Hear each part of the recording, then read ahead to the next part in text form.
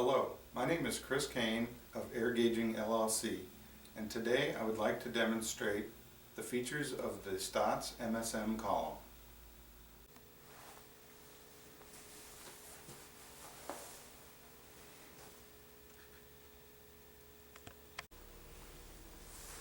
This is the Stotz MSM column. It is pneumatic and electronic combined. That meaning that you can have up to 4 pneumatic channels at one time. This one's configured with 3, but you can configure it with 1, 2, 3, or 4. And it has an additional 2 LVDT inputs on the back, which I will show you briefly. This column was designed as a compact and low-cost solution, but yet it's very packed with features, including SPC.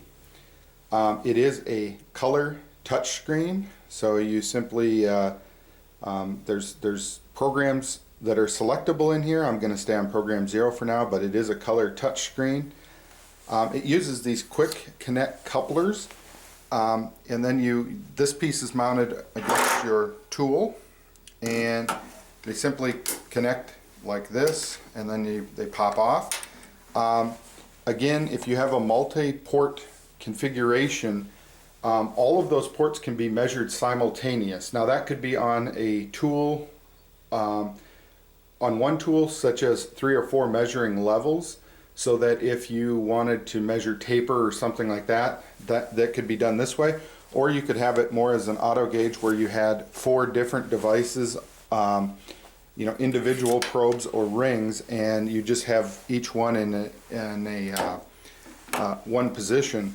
And then the gauge would auto select as you picked up a device, and that is the one you were using. It would automatically sense that and go to that particular measurement task.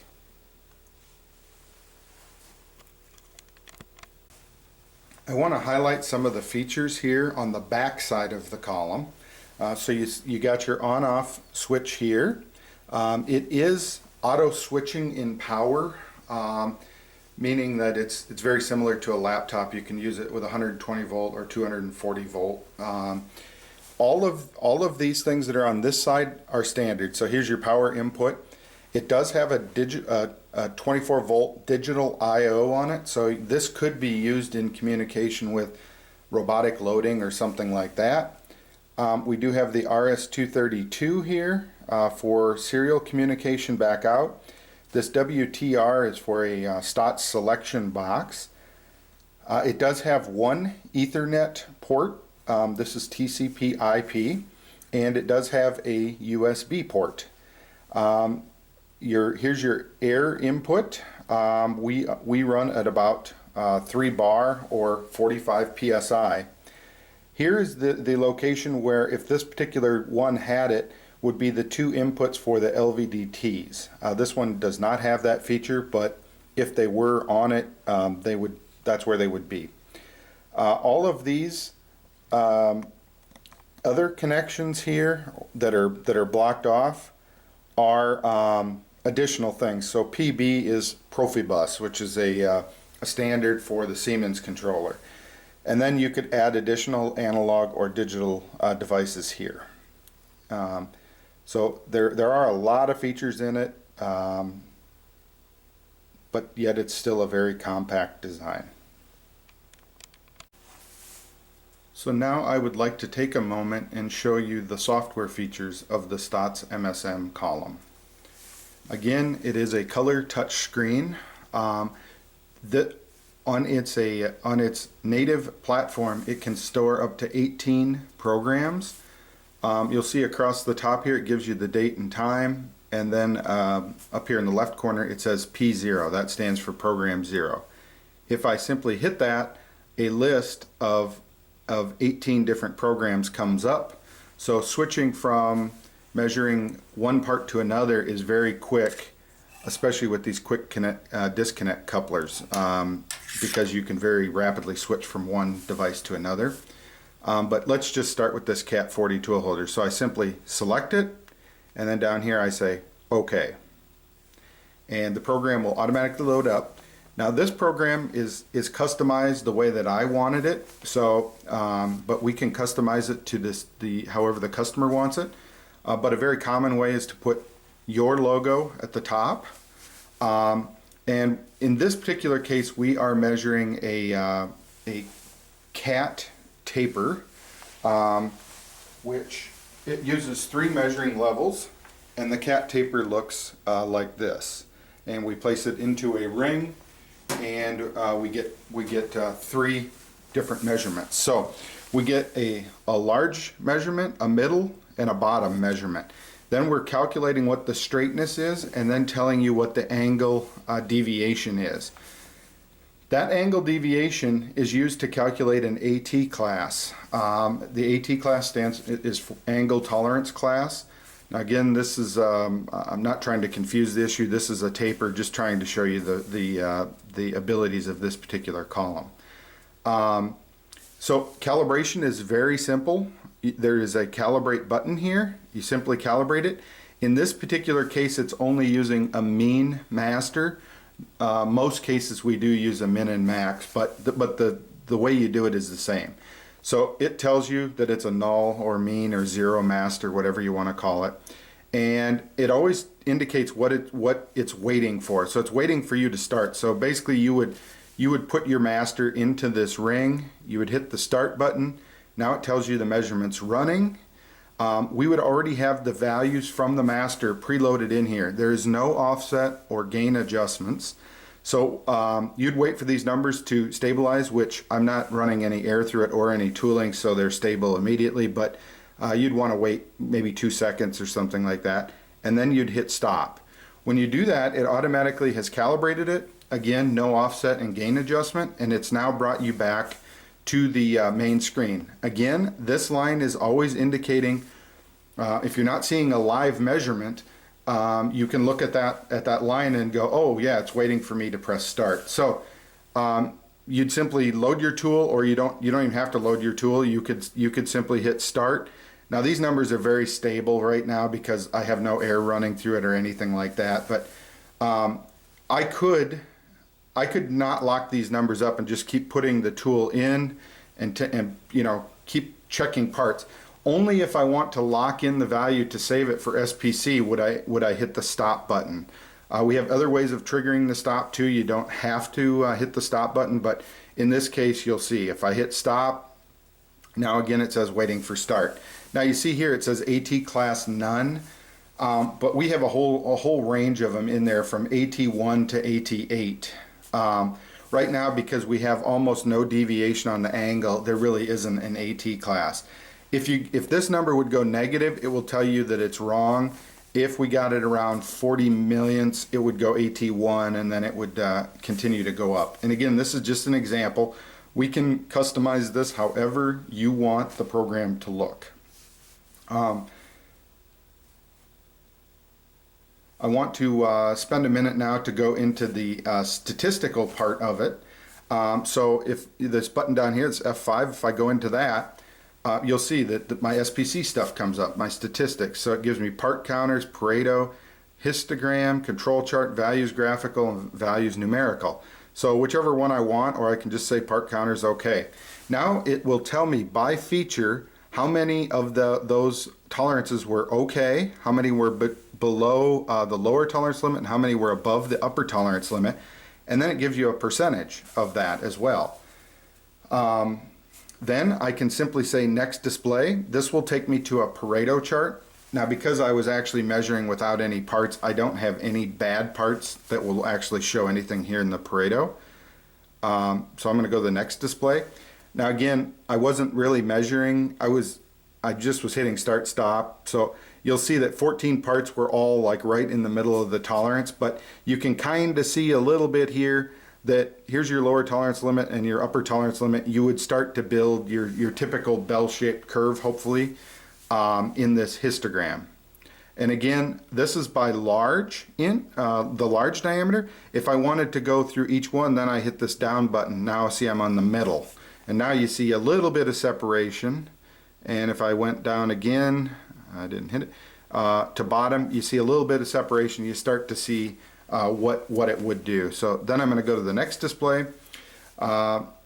This is your control chart. You can go into Each one of those is like a well, it's a no, it's sample number 3. I think they're 5-piece samples. So I could go back to a sample and say, I want the single values of that sample. Yes, and it is 5. So it shows me what the individual measurements were for it. I'm going to go to the next display. This gives me a graphical display of it, so you could see if you were trending down or trending up, again, on each individual feature. So I'm on bottom. If I wanted to go up, I could say now I'm on the middle, now I'm on large. So each feature that is there. And then the final screen here is the actual numeric values with a time and date stamp on it. And if there was a value here that was outside of the tolerance limits, it would be highlighted in red. So that basically shows you what the SPC does, or what data is available to you. So I'm just simply going to go and hit this F3 button. It'll take me back to the program. Now I can also export that data out if I don't want that SPC data resides, or the graphs and all that only reside inside of the column. If you wanted to export that data, that is very simple as well. I now want to show you how to export the data if you wanted to get it out of the device and into your own SPC program. If you have a USB stick, you have to have a USB stick on it before you do it, otherwise you'll get an error. But you simply come up here to the middle and hit enter here, and there's an option right here, data export. And as soon as you do that, it gives you several different options here. I can choose text, Excel, which is, and then they got a period, which means period delimited, or Excel comma delimited, or DFQ, which is a Stotz format, and then the user is set up for something in the future.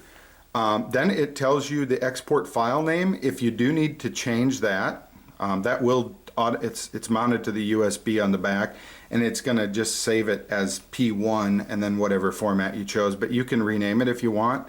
You simply double tap on it, a keyboard comes up, you know, this is your backspace. Whatever you change it to, then just say OK, and you get the options. It tells you there's 14 measurements in there, and you can say all values, or if you say last values, then it says how many of the last values. So if you're doing a capability study and you've measured 50 times and you want the last 50 measurements, you don't have to write all that down. You can just export it here.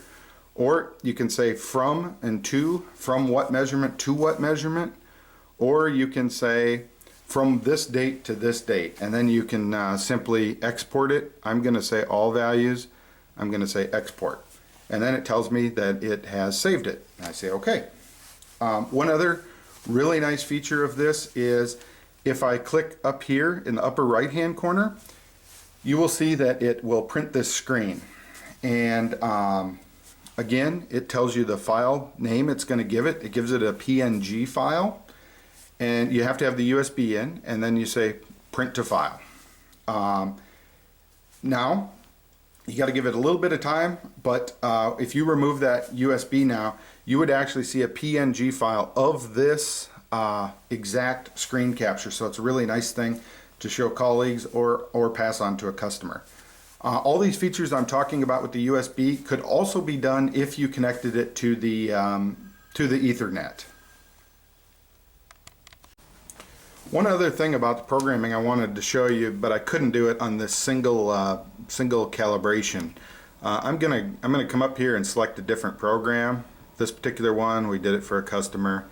So yeah, we got their logo up there. This is for an HSK. But what I wanted to show you is that this taper chart here actually, I'm going to go ahead and stop. I'm going to go calibrate. This is a 2-point calibration, so these numbers are pretty wild because again I'm not measuring anything.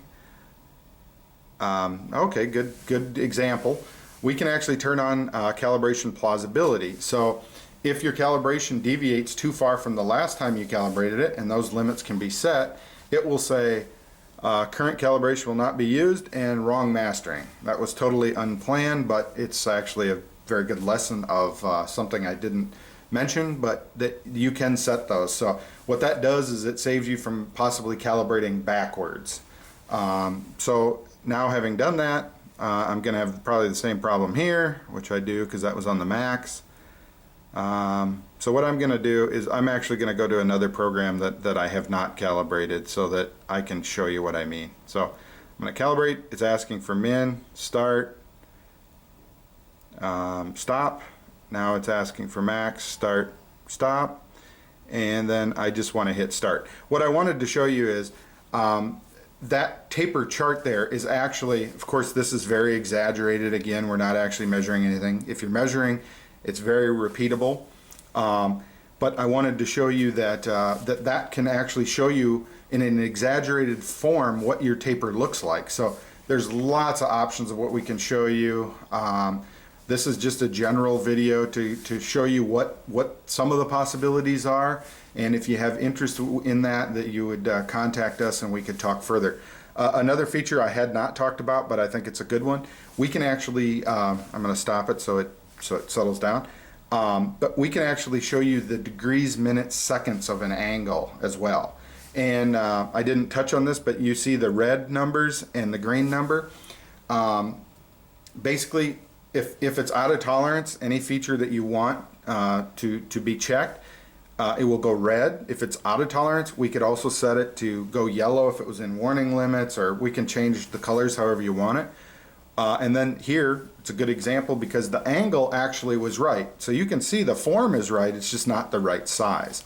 So our angle is right, but the two diameters are not right. So therefore, this part would not be good, but it's a good example of things that you can do. So again, this display was customized for this particular customer, and we would offer that same thing to you. So in closing, I wanted to say that I think that, or I hope that you have the opinion that this column is really packed with a lot of very nice features, and that it would definitely meet the requirements that you have.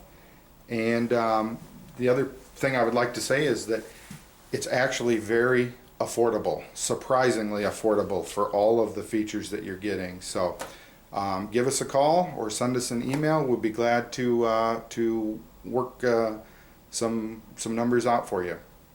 Thanks.